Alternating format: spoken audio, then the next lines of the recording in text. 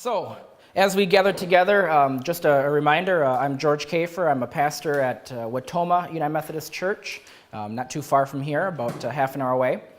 I'm also, as Dan mentioned, on the Discipleship Leadership Council as the chair of the Stewardship Resource Team. And so our goal is to help provide and resource the local church with stewardship materials to help look at stewardship from a holistic perspective. And so this is a great way to kick it off by having this campaign offered. And so I want to make sure I give thanks to Dan and to all those individual resource team people that have come together to put all these materials together. So this was a great first start. And so we're excited to be able to offer this for you this year. As we come together, I'm just going to kind of go through a little bit of what can be used when and how. Dan did a really great job of going through the details, so I'm not going to do that all again. But just to offer a few other tidbits or tips or ways to kind of combine some of these resources together for your consideration. And then I'll go ahead and share a little bit from my own setting, an experience of ministry at Watoma the last 5 years, and before that 3 years at a student appointment, and share some tips and keys that have been helpful for us, and again, for you to consider how that would look in your setting. So here we go.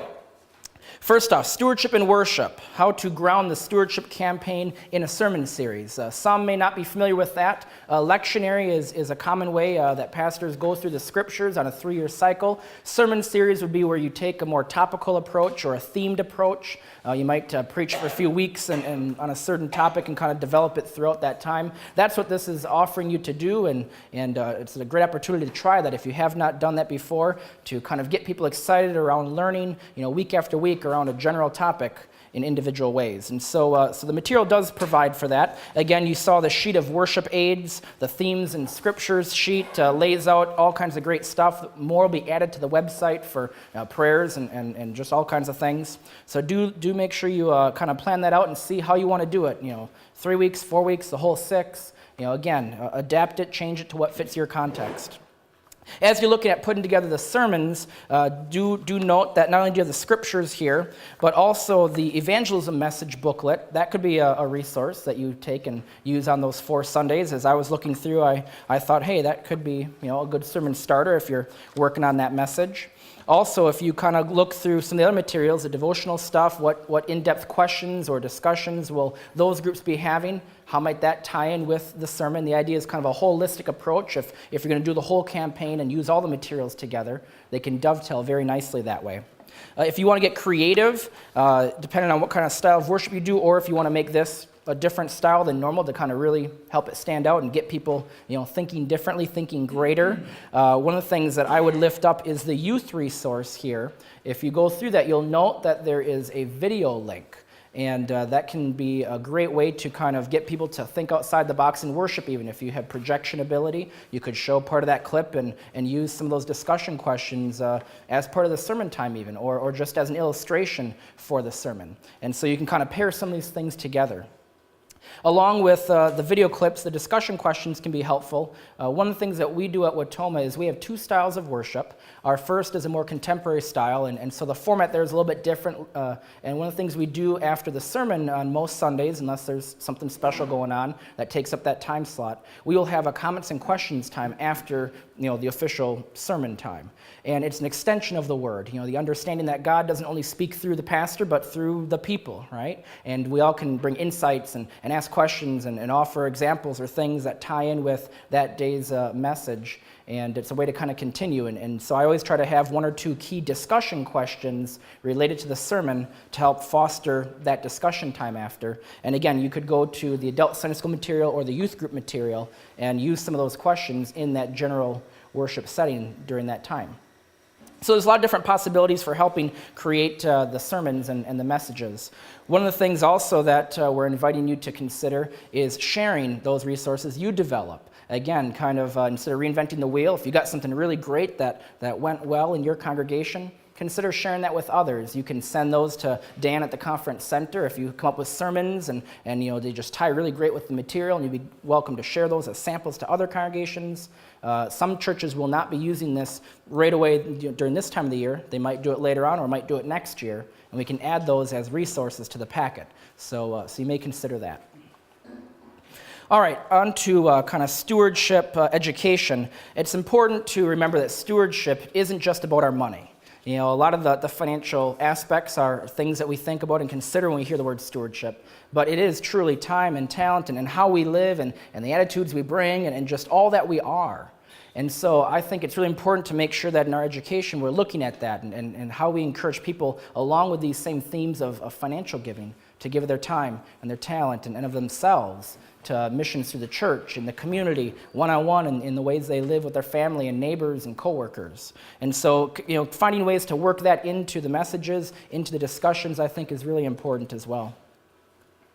As far as some of the other education materials here that you can use, you have the Money Autobiography, which can be a great way to help people individually look at stewardship, not just as a group from a faith perspective only, but also as a personal steward as well. How do we let our faith influence how we handle the money, not just that we give away, but that we spend on ourselves? I think that's an important aspect of our discipleship too. And so this can be a way, this Money Autobiography, to really help foster that conversation and that kind of thinking. One of the examples I give when I talk about this back at Watoma is that when we first came to town and we're going, you know, to get gas, you got to get gas to drive around and do things. You know, it's money we're spending on ourselves in a way. We still try to be good stewards about that. And so one of the things that we do is I try to keep an eye out of all the gas stations we can pick from in town. You know, which ones do we want to support? And what I'm getting at is I will go and look and see what kind of magazines they sell, if you know what I mean. Some gas stations sell magazines that give out a message that portrays women and other things in a way that I don't think Scripture calls us to set as a standard in how we understand those things. And so I will choose to spend my money on gas at a gas station that does not sell those same things, just as a faith statement. And I will go up and let the cashier know that, oh, I'm really glad that I don't see that here. I'm going to come back and get gas here, as a way of being a good steward with my own personal resources as well and having a faith statement. So kind of challenge people to think beyond the box, if you will, you know, how they spend their funds, not just what they give away. We also have other materials here to help with that process. Personal devotions that were mentioned, those can be used along with the official Sunday school material for adults. I think you have a variety of ways you could do that. You also could take the scripture readings for each day, and one idea would be to have a Bible study before the Sunday sermon. You know, it could be the Wednesday before or something, however you do it, that goes through those scriptures and invites open dialogue and reflection from the group that comes to learn and to study together. And in that process, you're able to hear what are some of the felt needs of the congregation through those people that come together. What are some of their insights and practices? What are some of their concerns and struggles around this whole area? And then see how that helps foster material for the sermon as well. And then, of course, after that morning, you could use the other official kind of Sunday school material as a way to dovetail and tie in with the overall theme. So you can be creative and try to find different ways to get people involved.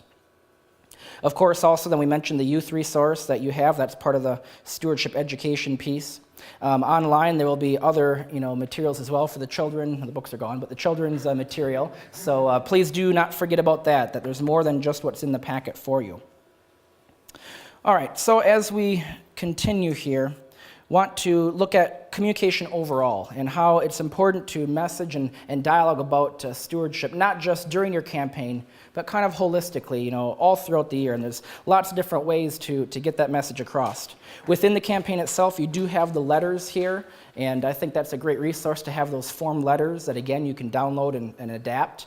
It ties right in with the material itself, but it gives you a way as well to continue to connect with the congregation. You may have heard it said that people need to hear something 6 or 7 times before it finally really kind of sinks in and then they understand it or they get it or they're able to take a step responding to it. And so again, multiple ways of communicating. And so the letters offer that, the bulletin inserts, you could turn some of those things into newsletter articles.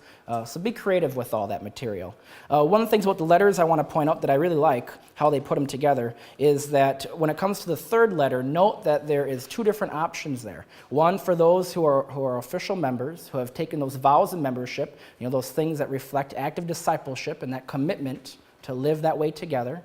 And then there's a letter for those who may be connected with the church but haven't made that level of commitment yet. And so those are worded a little bit differently for each of them. So you're targeting certain groups instead of just generically lumping everyone together. And I would encourage you and challenge you to even go a step further with that. You can target those letters as well to different giving units within the congregation. So here's what I'm talking about. You could have 3 letters, one towards those who are tithers or top givers, however you want to describe top givers.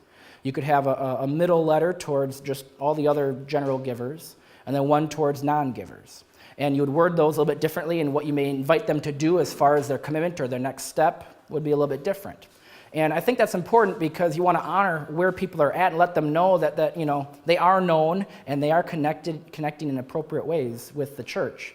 For example, if you send one generic letter out that asks everyone, would you really consider giving this year? A tither who gets that, who's been really committed and a sacrificial giver, that might be an insult to them. You really don't know where I'm at or what I'm doing. You're asking me to start giving?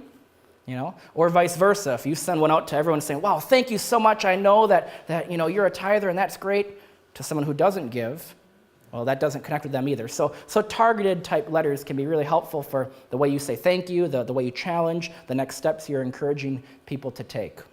So I'd invite you to consider how you can work that into these letters as well. All right, so as we continue through, I want to invite you to consider other ways that you can connect with the time and talent, and then share a few key tips from this 50 page here for being successful in the stewardship campaign and with year-round stewardship. So one of the things I'm going to do is I'll mention these and pass them around, and we're going to have these put up on the website with the other stewardship resources. So you can take a look at them here as you pass them around. If you like it, you're welcome to take this and then adapt it to your context. These are two forms that I use at Grace that we've developed. And what they are is a way for people to give of time and talent along with their financial commitment. So we will include this right with that letter that goes out with the little packet of the giving guide, the pledge card or commitment card, whatever you choose to put in there. These will go in there. A bunch of different stuff about the stewardship campaign. It will be with that. And then we'll have in the newsletter, we'll have them out available on our general kind of area. People can pick up extra copies of stuff and really try to encourage people to fill these out, because what they do is help people see that time and talent is just as important as financial giving when it comes to our understanding of stewardship. And so what we've done is try to make it easy for them to offer their time and talent, and for our lay leadership team, ministry committee, to help match people up with the right ministry positions. So you'll see when I pass this around, basically we've just made a kind of a little checklist here, all the different options that we could think of where they could serve, time and talent-wise. So we start with all the official ministry committee positions and give a brief description of what those are, what the time commitment is. Then we go on to missions and outreach areas, just all kinds of other opportunities in those areas: worship, Christian education, membership, congregational care, administrative and building, other, and leave a blank where they can fill in anything we're missing that God's laying on their heart, that they're gifted for, want to be a part of, and might be a new ministry that we start them because of that. And so we just try to make it real easy for them and want to keep it to one sheet, so it's not very expansive on the descriptions necessarily, but they're invited to come and learn more, ask questions if they need to. But it's a way to try to let people know at a snapshot, where can you share your time and talent? What can you commit to as you consider and pray about your stewardship in this next year? And that is very helpful for our lay leadership committee then to take those and kind of look at that process of matching the right people up with the right ministry areas. Another way that we try to get at that as well is a little bit less direct. It's trying to learn kind of what are people's passions, what is their giftedness, and then try to keep that in mind as we make those matches and invite people into ministry. So this one actually is kind of based on one that Dan had made for annual conference a few years back, and I adapted it to the local setting. I just have a bunch of different areas in here in these little blurbs, and I invite people to circle, what are you passionate about? What's your interest around? Any of these things, just kind of make a mark if you're interested in those things. And they're just kind of very general, youth or music or elder ministry or young adults or skits and drama, or just kind of general things. And then we'll take that along with these other areas on here where they can list skills and abilities, talents. Hobbies is a really good one, because if you see what someone does as a hobby, oftentimes that refers to what they're passionate or excited about, what they're gifted for possibly. And you can take that and again, use it as a more indirect way to kind of consider with your lay leadership team, where could we fit Sue into? Let's take a look at what she said and try to get people plugged in and try to help their gifts be used. We also tried to look at spiritual gifts, and what we've done is partnered with the website of the official United Methodist Church, and we've linked that to our website as a church, and we invite people to go on there, click on the button, and they're taken to a place where they can go ahead and answer a series of questions, and then what that does is a bunch of calculations and gives them 6 key areas that kind of describe their spiritual gifts. And then they can expand on that and learn about it. There's video clips to watch of people giving testimonies of how this spiritual gift ties into the local church and to ministry, those kind of things. And so it's another way to help people consider, their giftedness. And so we invite them to write those on here, and we use that as well as a tool for helping match people up. Finally, on the back side of this one, we have an area where we ask the congregation, what needs are in our community or in our congregation? What are you aware of? That's a great way also to see where the Spirit may be moving us to take a next step in our ministry programming or outreach to the community. And so we invite people to share a need and share what they think might be a response to that need. And one example we had on here was, people that in the congregation that have younger children. And we're in an area where we're one of the poorer counties in the state. And we've had, with the economy and stuff, lost a big employer and things. And so we've been looking for ways, how can we support families? Families are important, want to support parents, married, single, grandparents that are watching kids, to be able to have, a break, a time for themselves or for each other, and a safe place for the kids to go that's affordable. So out of this, we actually came up with the idea of offering free childcare. And so right now, we're just getting it going for the last few months, but every first Friday of the month, we have Parents' Night Out, where they're invited to come, drop their kids off for 2.5 hours of free childcare. We offer a snack and a bunch of fun activities and games, have, adult volunteers come, a safe place for them to be, and parents get to go out and do whatever they want, go meet friends, go on a date, go home and read a book, go sleep, whatever you want to do. It's just a break. And so it supports the families, it builds a connection with them and the church, and it's a way to be in ministry with those young ones as well as they model good behaviors and relationships, there. So, you can look at what are those needs and see how you might respond. So you can go ahead and take a look at those two then and consider that. One of the things that's really important about helping get people plugged in time and talent is that you may have experienced this, that when someone joins the church or when there's new people to the church, if they are not connected within that first year, there's a very good likelihood that they are gone then after that first year. They need to be making relationships and finding ways where they feel that they have a purpose and that they're getting meaning from that connection and able to serve, not only to grow in their own relationship and faith, but to express it as well. And so it's really important to try to find that connection with people. On your handout that you have, if you'd pull that out, I want to go through a few key points here that I have found helpful at the church I'm currently serving when it comes to stewardship. A lot of this has to do a little bit more with the financial end, but not all of it. Just a little background, not that I have it all understood or figured out, but this is an area that I have done some research on and some learning with, because when I first came to my current appointment, the church had been in decline numerically for a few years, attendance and finances and programs and that kind of stuff. And so I knew that stewardship was going to be a really important thing to work on with this congregation. And so I went to a bunch of workshops and read a lot of the books and got a bunch of resources. And so this is kind of a combination of some of those things that I've learned and implemented that have worked for us, that have been very helpful in turning things around.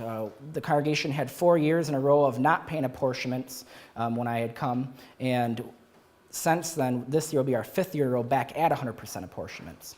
No longer holding staff paychecks, having increased resources for further program and outreach into the community. So God has blessed us in a lot of ways as people have stepped up with time and talent and sharing of their resources. And so again, not that we have it all figured out, we still got some things to grow on, of course, but here's some tips to consider. First of all, if you look on here, I'm going to jump around a little bit. Number 11, down there, it says, know that developing a congregation of faithful givers does not happen only through a stewardship drive. Develop a year-round approach to stewardship education. And the note I wrote for myself was the word discipleship. What I've discovered is that as you focus on discipleship, connecting people with God through Christ in a vital way, in a growing and dynamic relationship, and as good Methodists and people who are based on the Bible, having them understand also that relationship needs to be lived out in the world, right? What we call social holiness. As we grow disciples, it spills over into their stewardship, to how they share their time, their talent, their finances. They become more committed as they grow in their relationship with God. And so I think that's a really important aspect of stewardship growth, is making sure we're taking serious that mission that we have from the scriptures that Jesus gives us, and what we say as a United Methodist Church is our mission as well, to make disciples. And so I think that's really important to focus on that. And part of that then is not just once a year talking stewardship, but finding ways to work it in throughout the entire year, to look at a holistic approach. The second point is number 12 right under it here. When it comes to the actual financial aspects of stewardship, it says, appreciate that fundraising is incremental. The most important determinant of how much you can raise this year is what you raised last year.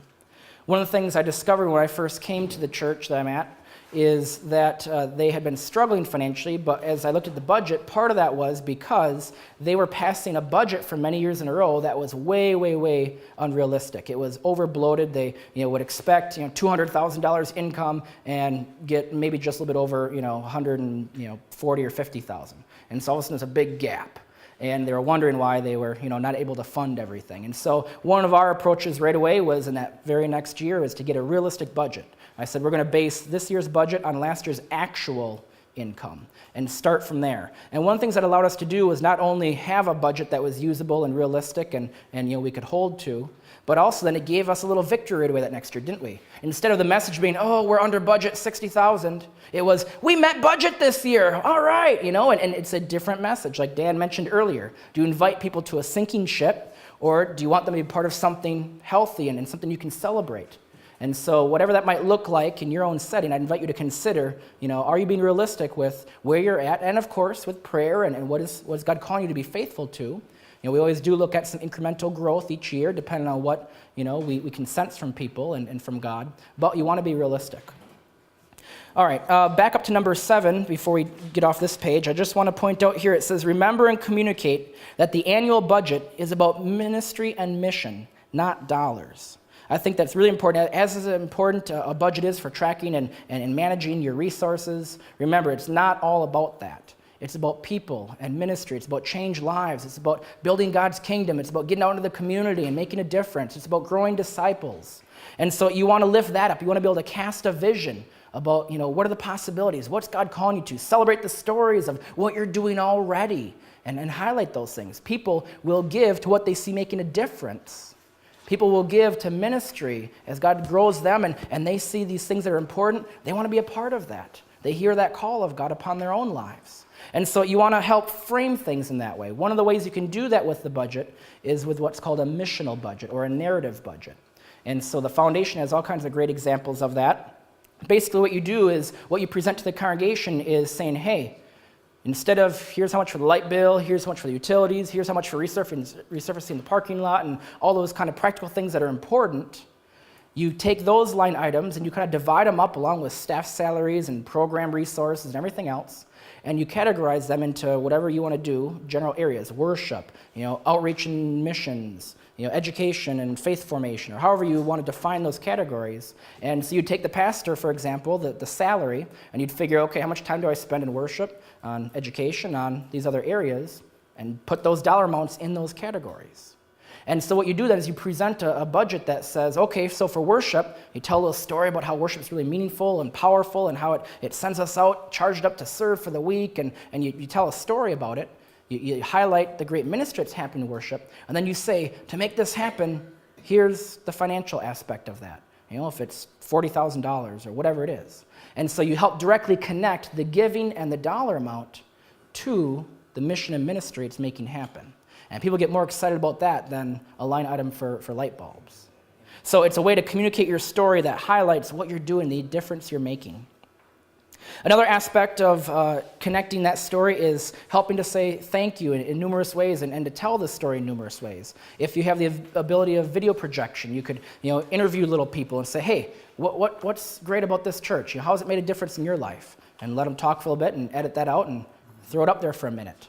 You could have still video clips of different programs you've done, outreaches in the community, Vacation Bible School, your food pantry ministry, whatever it is. What we do is we've gotten to a habit of collecting pictures at all of our events, all of our ministry things, and then we save those up, and they're on the board throughout the year and stuff, but we save them then. At the end of the year, when we have our annual church conference meeting, we make that not just a business meeting, but truly a time of celebration of the last year's ministry and gearing up for the next year's ministry. And so we have a slideshow and kind of show all those things, remind people of all the great stuff that we've been a part of as we've said yes to God's call upon us in this last year. And so it's a way to keep telling that story. In worship, during the offering time, I will, pretty much almost every Sunday, or every other at least, have a time where right before the plates are handed out for the ushers, I'll briefly just say thank you for your giving of time and talent and resources, and then share very briefly of a way that's making a difference in the congregation. Something I saw this last week, or invite someone else to come up and share briefly a little story of what they've experienced through those ministries. And again, it's a way to directly connect that giving to the difference it's making. Newsletter articles. We will invite people each month to share why I give. That's what the little title is, why I give. And they just do a very few sentences or a paragraph on why they personally are stewards and how they understand that and why they've committed their time, their talent, their finances to give. So they're hearing from other voices, not just the pastor or the finance chair, but they're hearing from each other stewardship principles, why that's an important part of their discipleship.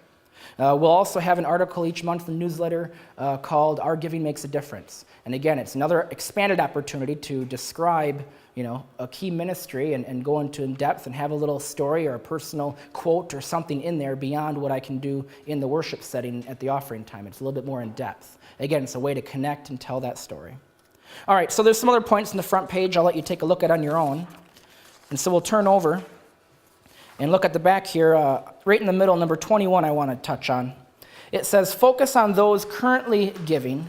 Most of your giving increases will come from those already giving. So not that we write others off that aren't giving yet, want to encourage them in that, but just reality is that those who've already shown a commitment are probably the ones that will, be growing in that commitment in most significant ways to help your budget for planning and for growth and for ministry in the next year. And so you want to be aware of that. So what we do is we encourage and preach on this, stewardship stuff, but we make sure that it's based also in what the scriptures talk about with stewardship. And one of the things I think is important is to remember that Jesus talked about stewardship about 25% of the time. Of all the things he taught and preached about, it had to do with money and possessions about 25% of the time. And so Jesus even recognizes that this is a significant part of who we are as God's people, how we live as God's people. So don't shy away from it. Don't say sorry for it, but teach in appropriate ways that helps people learn and grow into what it means to be a steward. And so with that, with the time and the talent, when it comes to finances, we do lift up biblical teachings around tithing. And so we will, lift that up and talk about God's promise and faithfulness in that, talk about why it's important, how it puts God first. It's a way of saying thank you. It's a way of being part of God's work in the world. Personally, it helps us then to not get caught up in materialism, right? We're giving away our first fruits. We're seeking to live within our means of what's left, trusting in God to provide for our needs. And so there's all kinds of great themes you can go off with there as you teach about tithing. And then we will offer a challenge to people to, take a step towards tithing. Some people can't make that full jump right away, but to encourage them to this year, one more percent. And each year to try to keep building on that and personally rework and get your personal finances kind of worked out and offer resources for that, small groups on personal finance management. What I'll do as well is as we go through our stewardship campaign, typically the very last Sunday then, as we kind of talk about tithing more in depth, I will offer another challenge to the people. And I got this from a pastor a few years back at a conference I was at, and I don't recall the name anymore, but I thought it was really great, and so I thought, you know what, that makes sense to me scripturally. I'm going to give that a try and see what happens. And here's what it is. I will tell the people as we talk about God's promise, that if we put him first, and there's a passage in the Old Testament there from Mike, I believe, that talks about, give to God first and see if I will not bless you, and pour out, and goes on about all the abundance and everything. And so what I do is I say, okay, if we truly believe and trust in God, if we then take this next step to show that God's going to take care of us, and I challenge you to do that. So I challenge people to go ahead and tithe for 3 months straight or 6 months straight. And if at the end of that time they are finding their needs are not being met, to come and tell me, and all of that will be given back to them. In the last 3 years that I've been doing that, I've never once had people come back and say, I need a refund. But I have had people every year come and say, I took up that challenge. And, wow, and tell a story about how that's made a difference in their families. They had to discuss it with their spouse or in their own personal faith life or how that spilled over into their whole idea of stewardship. And it's allowed them to trust in God and to grow in their own discipleship. It's allowed them to grow as a steward in the church, then to grow in its resources and ministry. And, it's a part of that whole faithfulness package. And you can tell that in one of your other stories say, wow, we had 3 people this year step up towards tithing and no one's come for a refund, and kind of celebrate that. And that's a way of challenging others then. So it's something to consider. All right, if you flip the page over, the last page here, number 39 says most people do not give to support budgets, they give to support people and programs. Now, we've already mentioned that, but what I want to kind of touch on here is it's important to offer multiple ways for people to get connected to missions and ministries. So it's not just only, your local budget and ministries that you want to make happen, but what are some of the other things that you do beyond yourself? How can people give through the church to God for these other ministries? It says you tell the story, so find those stories, find those mission projects that we as United Methodists, do as a connectional church. We make a huge difference in the world. That's one of the things I'm really proud of about United Methodism, is all the great things that we're doing for God and for people. And so tell those stories. You never know what's going to touch someone's heart. So we offer multiple ways within the congregation, within the community, in the nation, and beyond in the world for people to give to. And some will sometimes come and say, boy, it seems like, there's money here, money here, money here, always asking for money. We got all these posters and all these different projects going on. Well, I come back and say, no one said you had to give to all of them. But we're hoping that through advertising and putting them all out there, that at least one of them would touch your heart, that you wouldn't have known about otherwise, and that you will then get connected with. Because all of us are different places. All of us have different passions and interests. But if we don't get that message out there, if we don't tell what those opportunities are, people aren't going to be able to give to them, aren't going to be able to express their stewardship in that way. And so a personal example I have for how powerful this can be is that in the Interpreter magazine, a few months back, there was an article about the severe famine that was happening in Africa. And this article went through and told about how people were walking days and days and days to get to these refugee camps, and they were just overwhelmed, and there wasn't enough resources for everyone, and showing people and told how many per day were dying on those journeys, and it was just a terrible, terrible thing happening, especially when we have so much resources in the world, and it has to do more with sharing. And what really got me was that in the picture for this article, it showed one of the parents and their child who was making this journey to the refugee camp. And it told underneath the names and the ages. The little baby in the picture, at that time when I read that article, was the exact same age as my wife and I's daughter. And it just really got us thinking. I shared that article with her, and we just started talking about it, just imagining, reflecting how blessed we are, that our little daughter doesn't have to go through that she has more than enough resources that we've been blessed with. And it really started to work on us, and we started sensing that God wanted us to do something to help share of our abundance, our blessing, to help this situation. And so because that personal connection, that we were made known of, it touched us in a way that we were moved to give. And we shared this with the congregation. We let them know about the need. And we told about our discernment process, how each of us felt moved, and we said, okay, let's pray about it. And we each took a day or two to kind of be praying about it, and we came back and we talked and said, okay, so what do you think? What's the amount? And she kind of gave me this look, and I said, what? She's like, well, you're going to think I'm crazy but when I tell you the amount I'm thinking. And I said, well, I was thinking the same thing for you. And I said, what is it? She said, $1,000. I said, that's the exact same number God laid on my heart. And that's what we gave. And so that whole discernment process was also part of our own spiritual growth and trusting in God and learning how as a couple to be good stewards together. And then we challenged the congregation with that, and we had over $6,000 raised from the congregation that one Sunday. We told that story to go help with the famine relief. Again, tell the stories. Help people have opportunities to be a part of something greater than themselves. UMCgiving.org is a great website to find a lot of these stories. The Interpreter magazine itself, if you don't get that, your church should at least get a copy. Make sure someone's looking at it, and tell those stories. All right, wrapping up here, number 44. Know that congregations that seek annual pledges have a higher level of giving than congregations that do not ask for annual commitments. Now, I know that we had someone mention earlier that some congregations just don't have a history of that, or there's a lot of resistance to that, and that's the reality, okay. But I still think it's important to try and to help people understand that, making that commitment doesn't mean that you're locked in stone and that's it, and we're going to come after you if you don't fulfill it. You always want to have some kind of tagline on there or something that says this can be changed anytime during the year. Some churches I know will actually, have those commitment cards done 3 times a year or quarterly or 2 times a year to offer, a very obvious opportunity to change that amount if your personal situation has changed. But what you can do with that is it gives people a gauge to really consider and pray about where am I at and what's God called me to and how can I make that commitment and then live into that commitment.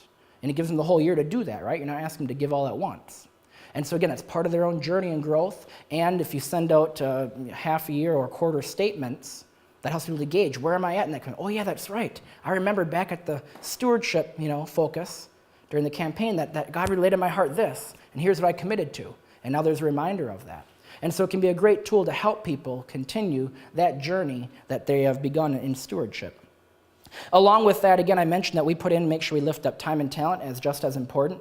When it comes to finances, we also make sure we offer lots of opportunities to give. These days, not everyone writes checks. They don't carry their checkbook all the time or don't have that much cash on them, or they prefer a different way to give. So we have partnered with Vanco, and that's a group that the United Methodist Church puts their stamp of approval on, and you can sign up with them to do electronic transfers. And on their website, they have all the information. You get signed up. They give you all the materials you need. We print out their form, put our church name on it, and we stick that in the envelope with a little blurb and description of how to use it, how to fill it out. And it allows people to sign up to then automatically from their bank account electronically have those funds put into the church's bank account. So there's no paper involved. If you want to go the environmental route and say we're being good stewards in the environment as well, and for those that's important to. For others that it's important to keep that commitment but not have to carry around all the cash or checks. It helps with more consistency. If in the summertime, that typically is a time when giving dips as people travel more and stuff. If you're electronically giving, your giving keeps coming steadily. They can designate on there building fund, youth fund, general fund, other things. So it's a great resource. I invite you to check that out, Vanco. Some churches have even got into to charge cards, to credit cards. I know you got to be careful with that of what message are you sending, but if it's used as a tool, paid off every month, it can be a good thing, especially for those that want to use it for cashback rewards. They get free money for using their credit card, right? And so our church credit card, we went and changed it to a cashback rewards card, trying to be good stewards. If we're going to use it anyways, we'll get something back from it, So that's something to consider. So lots of different ways you want to offer for people to give. Okay, so number 48, I think is the last thing I want to touch on here. That says, follow every successful solicitation with a meaningful gesture of appreciation. This is vital. To acknowledge people's growth in their stewardship, their faithfulness to God through it, of time, talent, and finances, to find ways to recognize that, personal ways to say thank you. If it's appropriate to do it in a public way, in the newsletter or in a worship setting, if it's time and talent of the teachers who are helping with the Sunday school, make sure you recognize them, you commission them and bless them at the beginning of the year. Make sure throughout the year that the pastor or the Christian ed person or whoever, people in general, are going up and saying thank you for offering your time and talent to our young people. At the end of the program year, have a special time in worship, you recognize that and say, wow, thanks, and give them a little token of appreciation. But make sure you lift those things up. The same is true when it comes to the financial aspects. Now, for that to happen, though, what needs to happen is that someone needs to know about that giving, right? Who do you think that person should be? Pastor, right? The pastor, the spiritual leader, right? This is a spiritual issue, needs to have that information.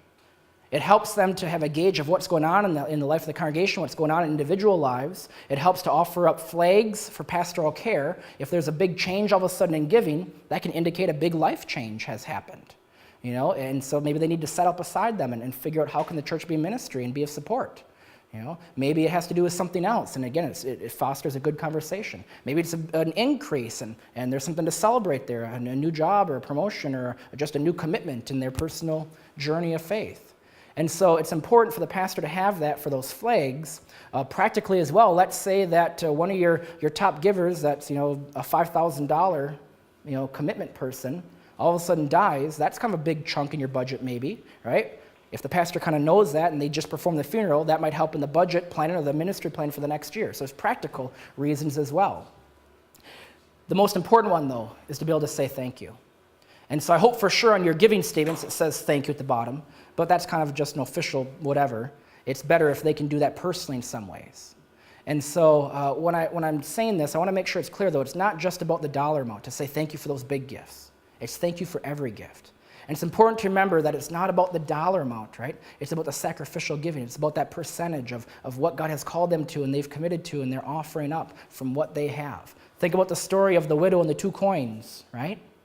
Jesus said that was the one that he lifted up because she gave not of her abundance, but of her poverty, right? It meant something for her to give those things. It was a sacrifice. And so just before I left here, we had $1,000 come in from one giving unit, one couple, for apportionments, a special gift to apportionments. So I made sure before I left that I got that name from our secretary who records all that stuff. So as soon as I get back, I can write a thank you note to them and just acknowledge it and share a little bit of something about, here's something apportionments does and connect right away from them what they're helping make happen. Also, though, it's not just that large dollar amount. I made sure that I went and personally thanked someone who started committed to sending in $5 a month by electronic check. It's just an automatic thing their bank every month sends from their account, $5. Now, the reason I wanted to acknowledge that because I knew from ministry to this person that the life situation they're in, they have no income at all coming in. And they have serious health issues that's draining their savings. For them to commit $5 a month is a big thing for them. That's a sacrifice as well. That needs to be honored and recognized too. And so saying thank you is really, really important. All right, so that's kind of a quick run through of some key tips and things that we've tried to implement and that we're currently doing that have helped us grow in stewardship. I just got a few minutes here left before I hand it over to Jason. I want to see if there's any questions you have on any things I kind of quickly tried to go through here for you. Anything I need to clarify further or any other thoughts or ideas that you have that have worked for you? Yeah. Just a question on your last statement about saying thank you. Do you let the congregation know that you are aware of what their giving is? Or how do you do that? Because a lot of folks are very sensitive to who knows of their giving. Mm-hmm. And if out of the blue they receive a letter saying thank you for this gift that they've given to the church, they're going, all right, who else knows? Yeah. How do you do that? Okay, good question. What I've noticed when I first came, there was a practice there of not letting the pastor know. And actually the financial secretary had an issue when I first asked for that information. And it just had to be come down to those things where I said, well, I'm pastor and I'm going to have that. And, so, I got it and she wasn't too happy. But I made sure that before I did that with her, I went through it with the finance committee. I met with them and I kind of talked about all the reasoning and the thinking and it's not about power, it's not about giving certain people extra attention or anything like that. And you got to be careful about that. I should mention that. You got to make sure that you handle that information properly, that no one gets treated differently, but you use it as a spiritual tool. And so with that background, I knew that they were then all on board with it. Finally, then she got on board with it eventually, and did it right away, but then eventually doesn't complain or anything anymore. And what I've noticed from the people themselves is that when I brought up, especially the finance committee, the majority of them already thought that the pastors forever had always known. They were under the assumption that pastors just knew that information. And so that was one learning that I had, that, okay, if this is a group that's maybe representing then the congregation, that, okay, most people probably think that's what's going on already anyways. And so I didn't do an official, okay, everyone, from now on, I'm going to know everything you get and make a, sometimes you don't want to ask for a problem, right? It's easier to ask for forgiveness than permission, as they say. And so I just began my thank you notes and my personal connections and that kind of stuff. And in the last 5 years, starting my 6th, I've never had one person come up after that and say, I think it's wrong that you sent me a thank you letter for giving to God through the church, I've never had that happen. I've never had anyone else complain either and say, I heard that you know our giving and I don't like that. I've never had that happen. So I guess I tried to be careful how I started by clarifying with the finance team, being open with this financial secretary. I wasn't sneaking in after hours and getting her book out. I asked her to share that information with me. And since then, we've got a system now that, it's not like I'm looking every week at it. Once in a great while throughout the year, I'll kind of check in. But what I've asked her in between time is, since you see these numbers every week, let me know if there's a big change with anyone. Once I kind of got a handle on who's where, then just let me know if there's a big change, besides the times I do check in throughout the year. So is that helpful or not? Or? Absolutely. Okay. Thank you. Yeah. Our church had done stewardship campaigns for a while, and we started 2 years ago. And you said some churches don't have a history of that. Well, history starts somewhere. Mm-hmm. Yeah. Yeah. And for us, we started doing it in January, and it's actually been pretty neat because usually after Christmas, everybody went, and stopped coming. And now they come because it's a big event. But we're quite clear when we send out our letters during the campaign, especially the one with the pledge card, saying who is going to see this information. Okay. The lay leadership committee is going to see what you're committing as far as your time and talents. The financial secretary and the pastor are going to see your financial commitment. Mhm. that sort of thing. Yeah, and just with that quickly, one of the things that's reality in most congregations, I would assume, is that you have counting stewards or someone, it should be more than one, of course, I mean, a group of people that are counting the offering up, right, Monday morning or Sunday afternoon or whenever, right? So if you're like us, where we don't just have the same people every week doing that, we have teams that rotate, take turns, when you add all those people, there's like 12 of them there that are seeing everyone's giving weekly anyways, right? So it's not like it's, and again, you get into the whole conversation that, okay, well, if they can be trusted, why can't you trust the pastor with that information, right? And it comes down to part of that relationship, right, of pastor and parishioner, and there should be some trust there, and until they've shown otherwise, I would hope, you're innocent till proven guilty, that you're using that information appropriately. So, yeah. All right, anything else from anyone? Well, I appreciate your time today listening, and hope that something here may be a blessing for you and your ministries and for what God would do through those things. So I'm privileged to share with you, and I'm really glad you're here.